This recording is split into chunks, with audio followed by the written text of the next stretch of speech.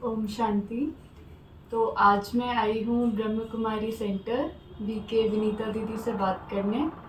तो आइए उनसे थोड़ी बातचीत करते हैं। ओम शांति दीदी। ओम शांति।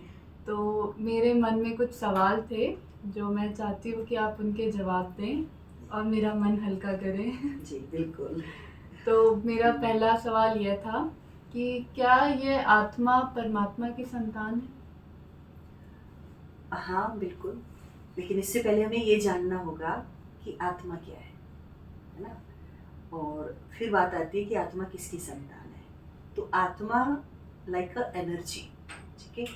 आत्मा के लिए कहा गया है कि आत्मा न जलती है न गलती है, न जन्म लेती है, न आत्मा की मृत्यु होती है। आत्मा अजर अमर अविनाशी शक्ति है।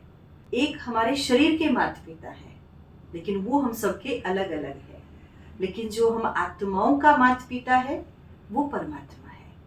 इसीलिए हम सब आत्माएं जो हैं भगवान की संतान है। शरीर से एक पिता नहीं है, हम सबके एक माँ नहीं है, लेकिन आत्मा के नाते से हम सब आत्माएं उस परमात्मा की संतान है। ये आत्मा परमात्मा की संतान है और आपने बताया कि आत्मा कभी मिटती नहीं है। जी। तो ये जो कर्म के बारे में बात कही जाती है कि हमारे पिछले जन्म के कर्म हैं, जो अगर हम पिछले ही जन्म में नहीं उसको पूरा कर पाते तो भगवान हमें एक मौका देते हैं उसको अगले जन्म में पूरा करने का। तो क्या ये बात सच है? हम पुनर्जन्म जैसी चीज़ें होती है? हाँ बिल्कुल होती है। हर जन्म पर काफी रिसर्च चल रही है और कुछ लोगों को अपना पुनर्जन्म याद भी रहता है ना। जिसको भी याद रहा है आज तक सब यही बताते हैं कि मैं फलाने घर में था, इस परिवार में था, है ना, मेरा कुछ रह गया था तो मुझे दोबारा जन्म लेके इस परिवार में आना पड़ा। जिसको कहते कर्म बंधन। हम सभी आत्माएं जो भगवान के पास से, जिसको परम धाम कहते हैं, जिसको छठा तत्व कहते हैं, ये 5 तत्वों की दुनिया है। इस 5 तत्वों की दुनिया से ऊपर एक छठा तत्व है जिसको ब्रह्मलोक कहते हैं। तो वहां से हम सभी आत्माएं संसार में आ गए। अब कर्म बंधन में एक दूसरे के साथ में जब हम आए तो आत्मा कर्म बंधन में बंधती चली जाती है। जैसे हमने जन्म लिया, जो माँ बाप है, परिवार मिला और उनके साथ कुछ ना कुछ हमारे कर्म बंधन बनते गए। अब जब आत्मा शरीर को छोड़ती है तो ऊपर जाने की कोशिश करेगी अपने घर, लेकिन वहां जाने के लिए आत्मा को फ्री होना पड़ेगा। तो कुछ काम हमारे अधूरे रह जाते हैं। जैसे मान लो अचानक मेरी डेथ हो गई, फॉर एग्जाम्पल मैं भी स्टूडेंट हूँ, मैं भी पढ़ाई कर रही हूँ और अचानक से मेरी डेथ हो जाती है। अब क्या होगा? आत्मा शरीर छोड़ के अपने घर जाने की कोशिश करेगी, लेकिन मुझे तो अभी कुछ बनना था, मुझे अभी कुछ करना था, तो इसीलिए मुझे दोबारा जन्म लेना पड़ेगा, क्योंकि वो मेरा संकल्प अधूरा रह गया। तो उस कर्म को करने के लिए मैं दोबारा आई, मुझे दूसरा शरीर मिलेगा, दूसरा परिवार मिलेगा, ठीक है। इसलिए मेरा दूसरा जन्म हो जाता है। अब जन्म हुआ तो जो मेरे पूर्व जन्म के संस्कार, पहले संस्कार होते हैं जो पूर्व जन्म के, जैसे हमने पिछले जन्म में कुछ किया है, वो आत्मा इस जन्म में लेकर आती है। दूसरे होते हैं जो हमारे माता पिता होते हैं, उनके कुछ संस्कार मीन्स आदत, वो आदतें हमारे अंदर आ जाती है। तीसरे होते हैं जिस सोसाइटी में, जिस समाज में, जिस परिवार में हमारी पालना होती है, वहाँ कुछ आदतें नेचुरली हम उस परिवार से लेते हैं। चौथे संस्कार होते हैं जो हम अपनी विल पावर से खुद बनाते हैं। और एक संस्कार और है जिसे आज हम यूज करना भूल गए अपनी लाइफ में, वो है आत्मा के ओरिजिनल संस्कार। सुख हो, शांति, आनंद और प्रेम, ज्ञान, पवित्रता, शक्ति। तो वो ऐसे करके 5 प्रकार के संस्कार हो जाते हैं, लेकिन इन 5 में से हम 4 को ही अपनी लाइफ में यूज करते हैं। पूर्व जन्म के, माता पिता से मिले हुए, समाज से, परिवार से, और हमारे खुद के स्वयं के बनाए हुए संस्कार। अब जो हम सब आत्माओं के ओरिजिनल संस्कार हैं वो हम कर्म में नहीं ला पा रहे, क्योंकि कहीं ना कहीं हम इन चारों के बीच में उलझ कर रह जाते हैं। इसीलिए आत्मा फिर दोबारा से फिर पुनर्जन्म लेकर आती है। तो इस कर्म बंधन में हर कोई बंध के रह जाता है। इसलिए हमें अपने कर्म पर बहुत ध्यान देना है। हम सुबह से शाम तक सिर्फ कर्म कर रहे हैं, शाम तक हमने सिर्फ कर्म किया, अब इसमें से क्या होता है कि 80% कर्म का फल हमें आज ही मिल जाता है। कुछ कर्म ऐसे होते हैं जिसका फल हमें आज ना मिल करके कल मिलता है। जैसे आज आप तैयारी कर रहे हो पढ़ाई की, कुछ अपनी प्रैक्टिस कर रहे हो, लेकिन आज ही तो आप पास नहीं हो जाओगे ना। पास आउट होने के लिए आज आप मेहनत कर रहे हो, आज आप तैयारी कर रहे हो, तो उसका रिजल्ट कब मिलेगा? 1 साल तक आप तैयारी कर रहे हो, एग्जाम दोगे, वहां आप उस रिजल्ट को देखते हो कि मैंने इतनी धीरे धीरे रोज रोज तैयारी की है। ठीक है, कोई भी टेस्ट आपको क्लियर करना है तो वो एक दिन में आप नहीं कर पाओगे। तो हमारे जो है 20% कैरी फॉरवर्ड हो जाते हैं। 80% का आज मिला, उसका फल हमें कल भी मिल सकता है, 20% का परसों भी मिल सकता है, 1 महीने बाद भी मिलता है, 1 साल बाद भी मिलता है, और कई बार तो 1 जन्म बाद भी मिलता है। इसीलिए आप देखिए, कोई जन्म से किसी को कोई ना कोई प्रॉब्लम मिल जाती है। अब जन्म होते तो उस बच्चे ने कुछ पाप नहीं किया, कोई गलत कर्म नहीं किया, तो उसके साथ ऐसा क्यों है? सोचने वाली बात है कि आज का जो मेरा प्रेजेंट जीवन है उसे मुझे एक्सेप्ट करना है, कि जो है जैसा है एक्सेप्ट करके फिर आगे बढ़िए और अपने कर्म पर ध्यान रखिए कि जो भी कर्म हम करते हैं, चाहे हम किसी के प्रभाव में कर रहे हैं, किसी के संग में कर रहे हैं, किसी के कहने से कर रहे हैं, लेकिन कर कौन रहा है? मैं कर रही हूँ, है ना। चाहे हम अच्छा कर रहे हैं या हम बुरा कर रहे हैं, कर तो मैं रही हूँ ना, तो फल भी कौन लेगा? मैं ही लूंगी। इसीलिए कहते हैं कि हमें अच्छा करते जाना है। गीता में बहुत सुंदर कहा है कि कर्म करते जाओ, फल की इच्छा मत करो। अच्छा या बुरा आप जो भी करते हो वो करना मेरे हाथ में, बस फल मेरे हाथ में नहीं है, क्योंकि जो आपने कर्म कर दिया उसका फल तो फिक्स हो गया। तो जैसे कर्म होते हैं, तो वैसे ही लोग कहते हैं कि अरे इस जन्म में बुरा कर्म करेंगे तो पता नहीं अगले जन्म में भगवान हमें क्या बना दे। तो उन लोगों के मन में बहुत ज़्यादा डाउट होता है। मेरे भी मन में कुछ समय पहले तक ये डाउट था कि पता नहीं इस जन्म में क्या कर्म ऐसा कर दूं कि अगले जन्म में भगवान क्या बना दे। तो इसी बात पे पूछना था कि क्या ऐसा होता है कि अगर हम कुछ भी गलत कर रहे हैं तो अगले जन्म में हमें भगवान इंसान ना बना के कुछ और बना दे? मान लीजिए मैंने कोई कर्म किया, ठीक है, आज के इस जीवन के कर्म मेरा आधार बनता है नेक्स्ट बर्थ का। ठीक है, अब आप देखते कोई बच्चा जो है बहुत अच्छे घर में जन्म ले रहा है, ठीक है, कोई जो है बहुत सही जगह नहीं है जहाँ उसका जन्म हुआ है। ठीक है, अब हम देखते कि कई बार एक डॉग भी, उसको लोग गोदी में लेके घूम रहे हैं, ठीक है, लेकिन कई डॉगी ऐसे जो जिनके लिए स्पेशल रूम बनाया जाता है, उनको आज इतने प्यार से लोग पालते हैं। अब वो डॉगी इंसान नहीं बना, और एक ऐसा भी डॉगी है जो गली में घूम रहा है, जिसको खाना भी नहीं मिल रहा, फुटपाथ से खा रहा है। ठीक है, दोनों डॉगी है, उसमें भी उसका कर्म का फर्क होगा। उसी प्रकार मनुष्य है, एक मनुष्य चांदी सोने के बर्तनों में खाना खा रहा है, अच्छी जगह से खा रहा है, अच्छा जीवन जी रहा है, जरूर उसने कुछ अच्छा कर्म किया होगा। एक इंसान मनुष्य है लेकिन वो फुटपाथ से उठा करके खा रहा है। ऐसा क्यों है? दोनों इंसान ही है, लेकिन एक इंसान होकर के जीवन कैसा जी रहा है?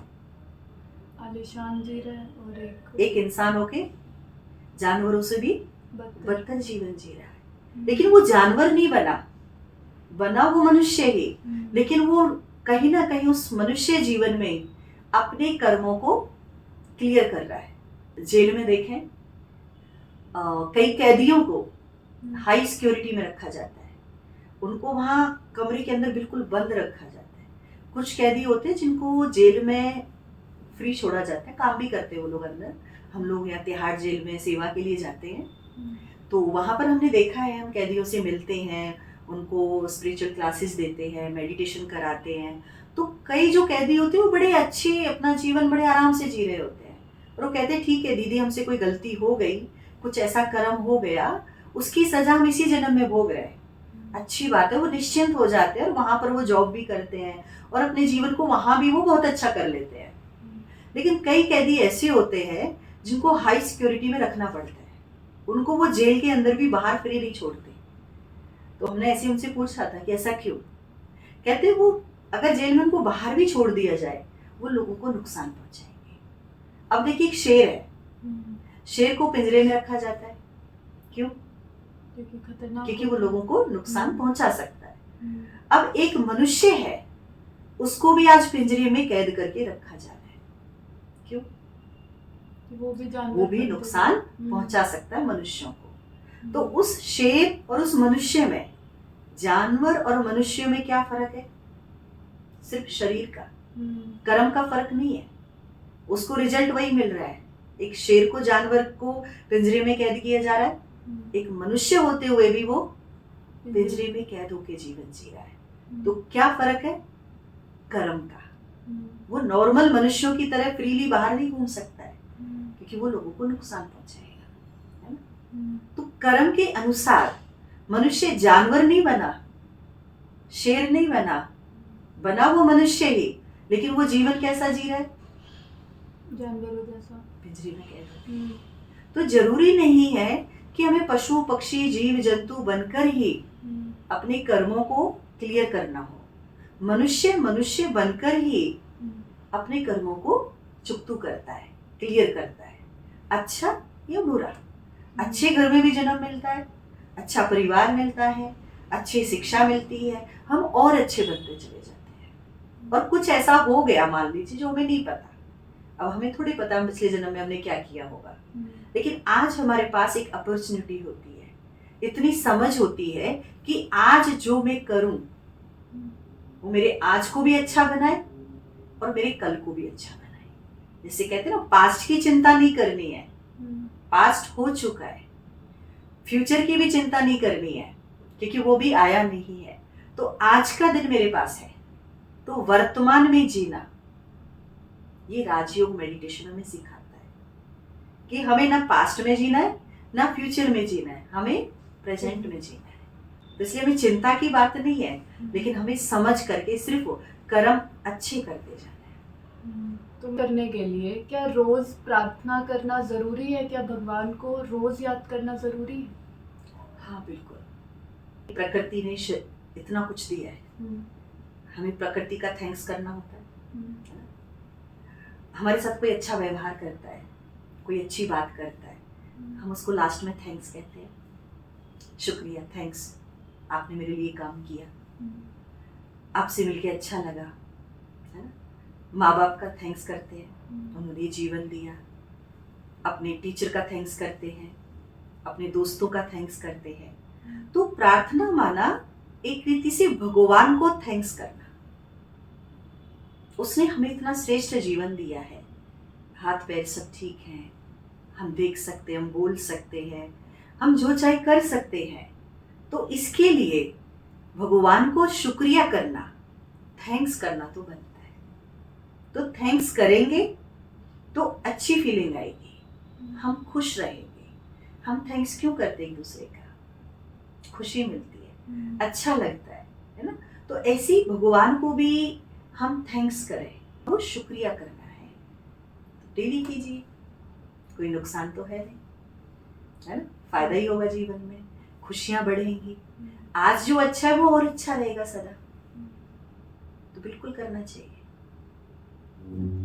तो ऐसे ही बहुत लोग बोलते हैं कि, या बच्चों के भी मन में जो नए नए जुड़ते हैं, जैसे जब स्टार्टिंग में मैं भी जुड़ी थी ओम शांति सेंटर से, तो मेरे मन में भी यही सवाल था कि अगर मैं बाबा से जुड़ रही हूँ और साथ ही में मैं कुछ और धार्मिक किताब जैसे अपनी श्रीमद् भगवत गीता मैं वो पढ़ रही हूँ, तो क्या इसका अर्थ है कि मैं बाबा का अपमान कर रही हूँ? कि उन्होंने ऐसा बोला है कि अपने कर्म पे ध्यान दो, इधर उधर भटकने की जगह जो परंपराएं बनती जा रही है उनमें ना बन के अपने कर्म पे ध्यान दो, मुझे याद करो। तो अगर मैं किसी और किताब को पढ़ रही हूँ जैसे श्रीमद् भगवत गीता, तो इसमें क्या बाबा का अपमान हो रहा है? नहीं, बिल्कुल नहीं, क्योंकि भगवान ये नहीं कहा कि आपको कुछ नहीं पढ़ना है। भगवान ने कहा कि जो आप पढ़ रहे हैं उसको समझिए, और उसमें से जो मेरे जीवन के लायक अच्छी बात है उसको आप अपने जीवन में धारण कर लीजिए। जैसे आत्मा की बात है, कर्म की बात है, सब गीता में लिखा है, लेकिन हमने सिर्फ उसको पढ़ा है। पढ़ने के साथ साथ उसको जीवन में उतारना भी जरूरी है ना। तो पढ़ना कोई बेकार नहीं है, पढ़ना सबसे अच्छा है। और कुछ ना कुछ आपको धार्मिक बुक, मैं ये कहती हूँ, हमेशा पढ़नी चाहिए। आजकल के माँ बाप को भी मैं कहना चाहूंगी कि जरूर आप अपने बच्चों को कोई अच्छी बुक जरूर पढ़ने के लिए दीजिए, क्योंकि पढ़ने से कम उनकी बुद्धि उस तरफ जाएगी तो सही, लेकिन पढ़ के वो समझें उसको और जीवन में धारण करें तो उनका जीवन बहुत श्रेष्ठ हो सकता है, बहुत अच्छा हो सकता है। उनकी इमोशनल स्ट्रेंथ बढ़ती है। कोई भी धार्मिक चीज आप पढ़ते हैं या भगवान को शुक्रिया करते हैं तो इससे हमारी इमोशनल स्ट्रेंथ बढ़ती है ना। हम अंदर से स्ट्रांग रहते हैं, कॉन्फिडेंस बढ़ता है। तो इसलिए जरूर पढ़िए। और मैं सबको कहना चाहूंगी, जरूर आपको कोई ना कोई बुक पढ़नी चाहिए। आप गीता पढ़िए, रामायण पढ़िए, महाभारत पढ़िए, कोई भी आप एक धार्मिक ग्रंथ या धार्मिक बुक आप जरूर पढ़ें। आजकल इतना सबका बिजी शेड्यूल हो रखा है, खासकर बच्चों का, तो पढ़ना भी होता है जी उन्हें, और कुछ बच्चों को तो पढ़ाई के साथ साथ जॉब भी करनी होती है। बिल्कुल, वो भी जॉब भी करना है, पढ़ना भी है, और पर बाबा को भी याद करना ज़रूरी है। जी। तो इसमें हम कैसे बैलेंस करें कि अपने काम को भी और बाबा के साथ को भी कैसे बैलेंस करें? हाँ, इसके लिए हम बहुत अच्छा अपनी दिनचर्या को सेट कर सकते हैं। जैसे मान लो आपको पढ़ाई भी करनी है, ऑफिस भी जाना है, ठीक है, साथ साथ अगर आपको मेडिटेशन भी करना है, तो आपको सिर्फ अपनी लाइफ को एक रूटीन में लाना पड़ेगा। जैसे मान लीजिए मेडिटेशन, आप सुबह उठते हैं, जगते ही आपने 10 मिनट जो हमारे हैं, पहले जब हम सुबह जगते हैं, सोकर उठते हैं, तो पहले जो 10 मिनट है वो हमारे एक तरह से पूरे दिन का एक आधार स्तंभ होता है। उस समय जो आपके थॉट हैं, जो आप सोच रहे हैं, वो उस पे आपका पूरा दिन चलने वाला है। तो इसलिए सबसे पहले उठते ही 10 मिनट हमें मेडिटेशन जरूर करना है, ठीक है। मेडिटेशन किया, उसके बाद अपने जो कारोबार है आपका, अपना जो तैयारी है, पढ़ाई करनी है, आप वो कीजिए।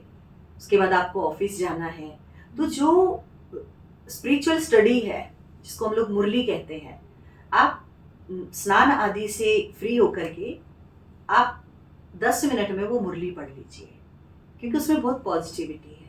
अगर आप वो पढ़ते हैं तो पूरे दिन आपके पास कुछ पॉजिटिव सोचने के लिए है ना। आपने वो पढ़ी, आप तैयार होके ऑफिस गए, शाम को वापस आए, शाम को आके फिर 10 मिनट आपने मेडिटेशन करना है, क्योंकि जो आपने पूरा दिन किया है उसको समराइज कीजिए। बहुत सारे लोग पूरे दिन की टेंशन, बातों को लेकर के ऐसे ही सोने चले जाते हैं। अपने को रिलैक्स करने के लिए हम लोग टीवी देख लेते हैं, बहुत लोग मोबाइल में लगे रहते हैं कि हम रिलैक्स हो रहे हैं। आप रिलैक्स नहीं हो रहे, और बर्डन डाल रहे हैं और ऐसे ही सोने चले गए। अब क्या होता है कि हमारा जो सबकॉन्शियस माइंड होता है, जब आप सो जाते हैं, नींद में वो जागृत होता है, और जो जो पूरे दिन की बातें थी, जो भी आपके सामने चैलेंजेस आए, वो सब आपका जो सबकॉन्शियस माइंड है वो उसमें चले जाते हैं।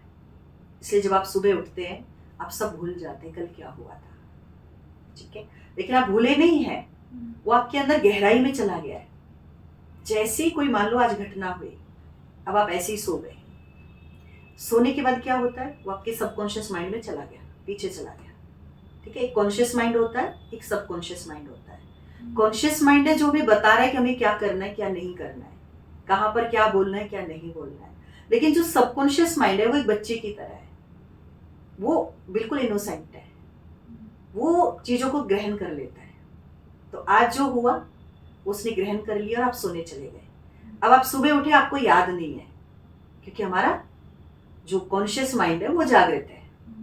अब हमें जो जो करना है हम फिर करते हैं। अब 2-3 दिन, 1 हफ्ते तक यही दिनचर्या रहती है।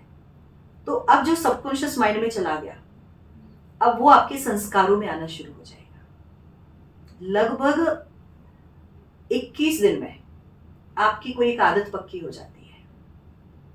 कोई भी एक काम आप कर रहे हैं और कंटिन्यू आपने वो 10-15 दिन तक कर लिया और 21 दिन तक कर लिया, तो वो आपका संस्कार बन गया, वो आपकी आदत बन गई।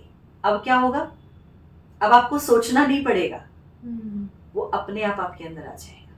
फिर आप कहोगे ये कहाँ से आ गया, आया नहीं, वो हम करते गए।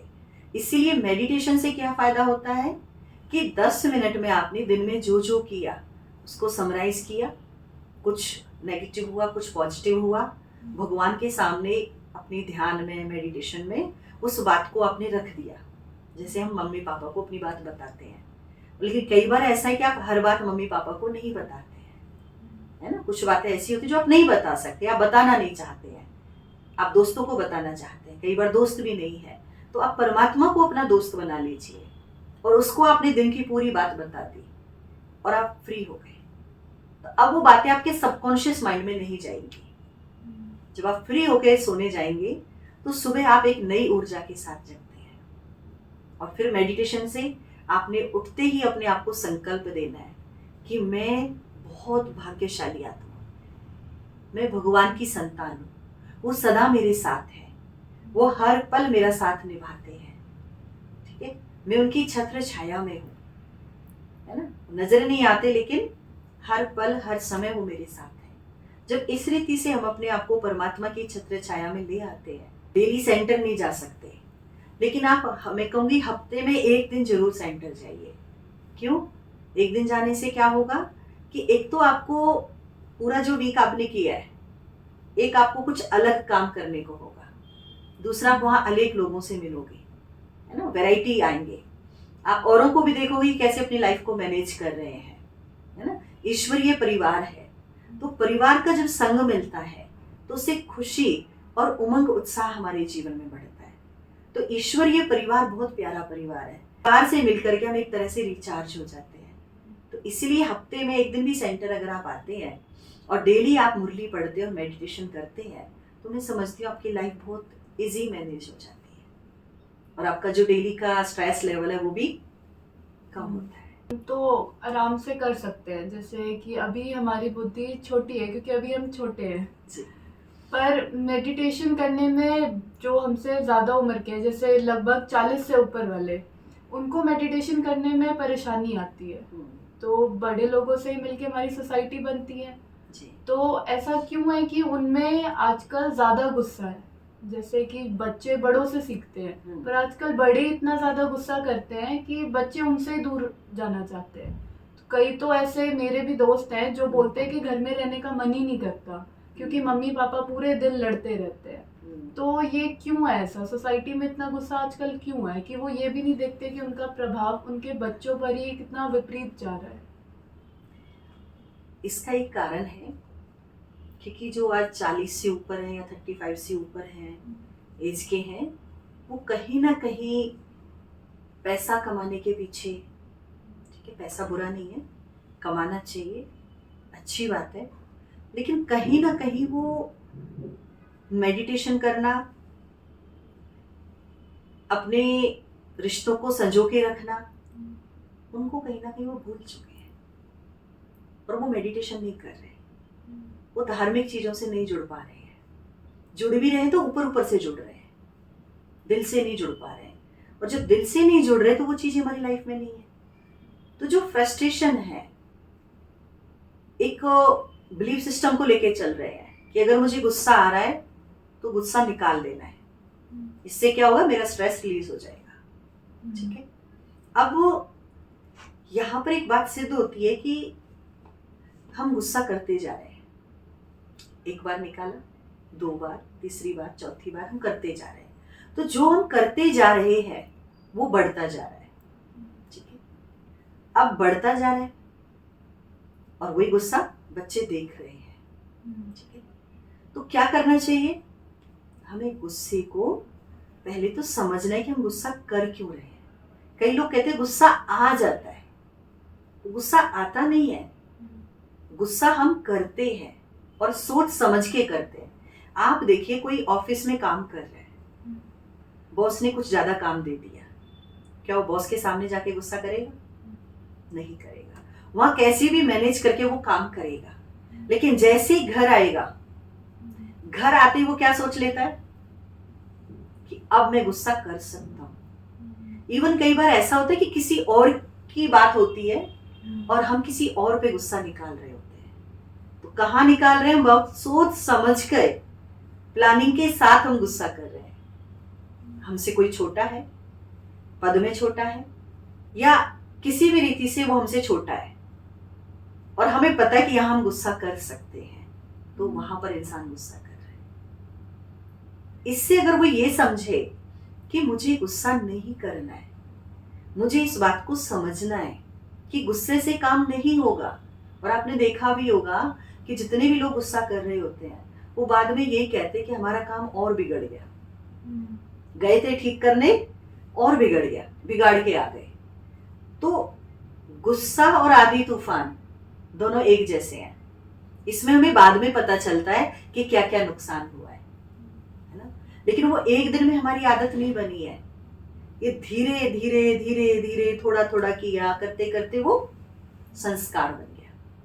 अब यहीं पर अगर हम ये सोचें, अपने आप को पहले तो मॉर्निंग में उठते ही एक संकल्प हम दे दें कि मुझे ये सोचना है कि मैं शांत स्वरूप आत्मा हूं, शांति मेरा स्वधर्म है और मुझे शांत रह के अपने कार्य करने हैं। शांति से भी काम हो सकता है। हो सकता है जो चीज मुझे बुरी लग रही है सामने वाले के लिए वो नहीं हो। मान लो मुझे एक्स्ट्रा काम दे दिया, ठीक है, मैं काम के लिए हाँ हाँ करती गई ऑफिस में और मैं बहुत अच्छे से करती हूँ, लेकिन मुझे मेरे बॉस ने और एक्स्ट्रा काम दे दिया। अब वो काम दिए जा रहे हैं, उनको मेरे ऊपर भरोसा है कि मैं कर सकती हूँ, ये पॉजिटिव साइड है। लेकिन इसका नेगेटिव साइड क्या चलता है, मैं ज्यादा काम करती हूँ तो मुझे ही काम दिया जाता है, किसी और को दिया नहीं जाता। ये नेगेटिव साइड जल्दी चलती है, हमारी नेगेटिव थिंकिंग ज्यादा चल रही है। यही इसका पॉजिटिव साइड क्या है कि उनको मुझ पर ट्रस्ट है, मैं काम बेटर तरीके से करती हूँ, इसलिए वो काम मुझे ज्यादा दे रहे हैं। अब मान लीजिए अचानक एक दिन प्रमोशन का दिन आता है, ठीक है, उनको अपनी सीट पर किसी को बिठाना है, उनको कहीं और प्रमोशन मिल गया है। अब वो किसको बिठाएंगे, जो ज्यादा काम, उनकी फर्स्ट चॉइस कौन होगा, जो ज्यादा काम। इसका पॉजिटिव साइड क्या है, क्योंकि आपने यहाँ कर्म किया, आपने गुस्सा नहीं किया, आपने शांति से अपनी बिल्कुल फुल लगन के साथ आपने काम किया है, ठीक है। तो क्योंकि कर्म का फल कभी कहीं जाता नहीं है, तो आप कर्म ही कर रहे हैं, और कर्म करते हुए अगर आप उसमें पॉजिटिविटी के साथ करते हैं तो आपको रिजल्ट तो उसका मिलना ही है। लेकिन जब आप पॉजिटिव रह के करते हैं तो आप गुस्सा नहीं करते, आप शांति से वो काम करते हैं। और फिर जब शांति से काम करके घर आएंगे तो घर भी आप शांत रह के, पॉजिटिव रह के, जितना टाइम है वो टाइम आप फैमिली के साथ अच्छे से स्पेंड करें। और वहीं अगर आपने वहां नेगेटिव सोच लिया कि मुझे ही रोज काम दे देते हैं, मेरे से ज्यादा काम लिया जाता है ना, कुछ भी सोच सकता है इंसान। नेगेटिविटी बहुत लंबी लाइन है, और वहीं से आप फ्रस्ट्रेट होकर के घर आ रहे हैं और बाई चांस घर में आपके मनपसंद कुछ नहीं हुआ, तो अब आपने गुस्सा करना ही है। इसलिए बेटर है कि अपने हम सोचने के तरीके को बदलें, अपने दृष्टिकोण को पॉजिटिव करें, क्योंकि नेगेटिविटी में भी कुछ ना कुछ पॉजिटिविटी होती है। इसलिए जो भी हमारी लाइफ में होता है, जो भी हो रहा है या जो भी हुआ है वो अच्छा हुआ है, अच्छा हो रहा है, और जो भी होगा बहुत अच्छा होगा। तो इस एटीट्यूड के साथ, पॉजिटिविटी के साथ अगर हम अपने रिश्तों को निभाएं और इसके साथ कुछ मेडिटेशन, कुछ धार्मिक चीजों से जुड़ें जब जब आपको टाइम मिले, तो उससे क्या होगा कि आप जो कर रहे हैं बच्चे आपसे सीख रहे हैं। कहते आप जब उनको बातें सुनाएंगे वो नहीं सुनेंगे, क्योंकि वो आपको देख रहे हैं। तो बच्चा बड़ा हो या छोटा हो वो देखकर सीखता है, ज्ञान सुनाने से नहीं सीखेगा। इसीलिए भगवान ने एक बहुत सुंदर बात कही है, गुणों का दान करना वो सबसे मुश्किल है। ज्ञान सुनाना सहज है, आप सुना सकते हैं, बहुत अच्छी अच्छी बातें बता सकते हैं, लेकिन वो बच्चे अच्छी बातें सुनना नहीं चाहते, है ना। जैसे आपने कहा कि मम्मी पापा के पास ही नहीं बैठना चाहते, क्योंकि जब भी वो बैठेंगे वो उनको या तो डांटेंगे उनकी कमियों के लिए, या उनको ज्ञान की बातें सुनाने लग जाएंगे, आप ऐसे करो, ऐसे नहीं करो, आपको ऐसा करना चाहिए, ऐसा नहीं करना चाहिए। यही अगर वो करके दिखाएं, ठीक है, तो करके दिखाने में थोड़ी मेहनत है, लेकिन तो मेरा अगला सवाल है, ये मेरा पर्सनल सवाल भी है, जैसे कि किसी और की तरह बनने की कोशिश करना। जी। जैसे कोई अच्छा कर रहा है और हम देख रहे हैं कि वो ऐसा कर रहा है, उसको ज़्यादा इम्पोर्टेंस मिल रही है, तो मैं भी उसके जैसे ही करूँ, पर मैं वो हूँ नहीं अंदर से। मैं अंदर में वो संकल्प नहीं चल रहा है जो उसके मन में चल रहा है, मैं सिर्फ जो वो बाहरी दिखा रहा है मैं वो बनने की कोशिश कर रही हूँ। तो ये कहीं ना कहीं हमारी आत्मा पे गलत प्रभाव डालता है। हम सब आत्माएं यूनिक है। जो आप है वो मैं नहीं हूँ, जो मैं हूँ वो आप नहीं है, क्योंकि मेरे संस्कार अलग हैं, आपके अलग हैं, लेकिन हम सब एक भी हैं। हम सब अलग भी हैं और हम सब एक भी हैं। कैसी क्वालिटी है? सुख, शांति, आनंद, प्रेम, ज्ञान, पवित्रता, शक्ति, ये 8 क्वालिटी है हर एक आत्मा की। तो इसलिए हम सब एक हैं, लेकिन हम सबके संस्कार अलग, व्यवहार अलग, कर्म अलग, थॉट्स अलग, तो इसलिए हम अलग भी हैं। अब आपके जीवन का जो एम होगा वो मेरे जीवन का नहीं है, ठीक है? अब आपने अपने लिए कुछ एम डिसाइड किया है ना, कि मुझे ये बनना है, वो ठीक है, आप उस जैसा करोगे। मान लो आपको डॉक्टर बनना है, तो आप डॉक्टर की तरह उठना बैठना, वो पढ़ाई पढ़ना शुरू करोगे, ठीक है? तब आप डॉक्टर बनोगे। तो यहाँ कॉपी नहीं कर रहे हो, यहाँ आप डॉक्टर बनने की पढ़ाई पढ़ते हो, वो क्वालिटी अपने आप में डेवलप करते हो, वो विशेषताएं लाते हो जो डॉक्टर के अंदर होनी चाहिए, ठीक है? अब यही आपके पड़ोस में कोई व्यक्ति है, ठीक है? मान लीजिए वो डॉक्टर नहीं है, अब आपको बनना है डॉक्टर, लेकिन आप कॉपी उसको कर रहे हो, क्योंकि वो आपको प्रभावित करते हैं, वो आपको अच्छे लगते हैं, देखने में अच्छे हैं, बोलने में अच्छे हैं, उनका व्यवहार बहुत अच्छा है। तो यहाँ आपको उसको कॉपी नहीं करना है, लेकिन उससे कुछ अच्छाई ले लेनी है अपने जीवन को आगे बढ़ाने के लिए, जिसको आध्यात्मिक रीति से कहते हैं गुणों की चोरी करना। कि किसी के अंदर कोई अच्छाई है, आप उसे जरूर अडॉप्ट कीजिए, अपनी लाइफ में लीजिए, लेकिन किसी की भी कॉपी नहीं करना है। हमेशा याद रखना है, ओरिजिनल की वैल्यू कॉपी से ज्यादा होती है। तो हमें कभी किसी की कॉपी नहीं करना है। अपनी ओरिजिनल नेचर को, अपने ओरिजिनल संस्कारों को, अपने एम को सामने रखते हुए हमें अच्छा करते जाना है।